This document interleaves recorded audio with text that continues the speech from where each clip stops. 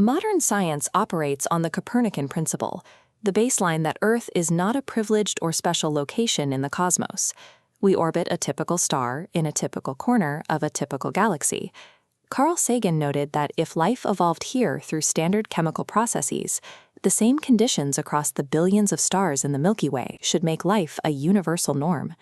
To explore this theoretical crowd, mathematician John von Neumann proposed the ultimate tool, self-replicating spacecraft. A single von Neumann probe arrives in a star system, mines local asteroids to build exact copies of itself, and launches those replicas to the next stars. This creates a geometric cascade of exploration. Traveling at even 1/10 the speed of light, these machines would blink at every star system in the Milky Way in roughly 500,000 years.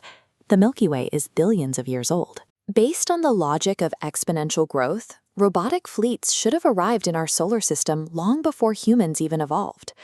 Despite that mathematical certainty, our sensors show a physical universe that is empty of mining fleets, terraforming projects, or radio beacons.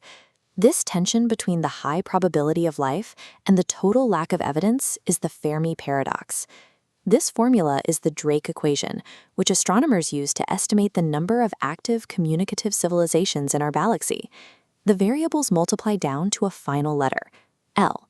This represents the average lifespan of a technological civilization. If the math for colonizing the galaxy is so simple, yet we see nothing, it suggests the L variable is much lower than we once assumed, or that advanced civilizations eventually stop behaving in ways we can observe. One explanation for this absence is the Great Filter, a statistical barrier that stops life before it can launch its first interstellar probe. This theory focuses on civilizational self-destruction. It suggests that every species eventually triggers a disaster through nuclear war, engineered pandemics, or runaway nanotechnology.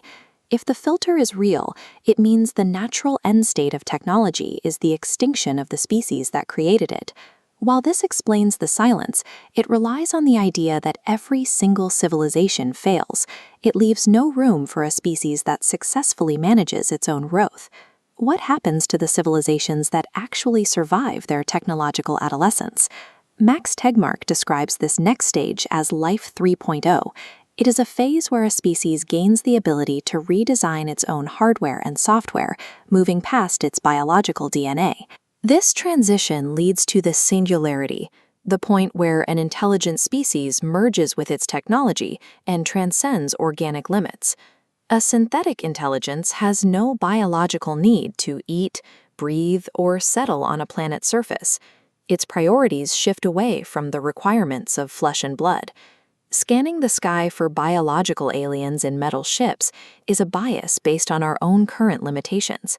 It ignores the likely trajectory of any species that lives long enough to master its environment.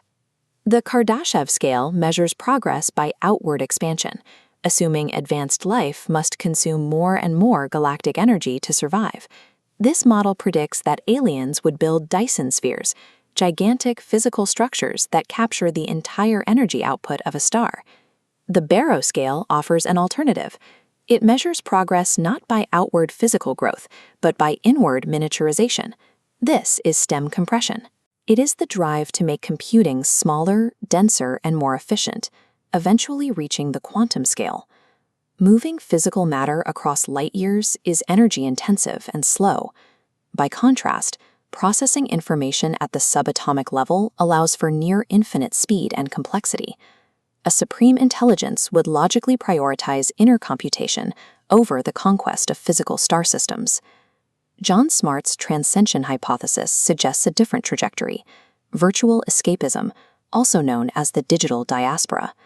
Rather than colonizing the physical galaxy, a post-biological species uploads its entire collective consciousness into hyper-efficient virtual environments. These civilizations would eventually seek out the most energy-dense regions of space, perhaps utilizing the event horizons of black holes as computational engines. The empty sky takes on a different meaning. We are observing the biological cradle that advanced life outgrows once it masters the subatomic. The Great Silence is the localized hum of post-human computers operating in inner space, detached from our physical dimensions.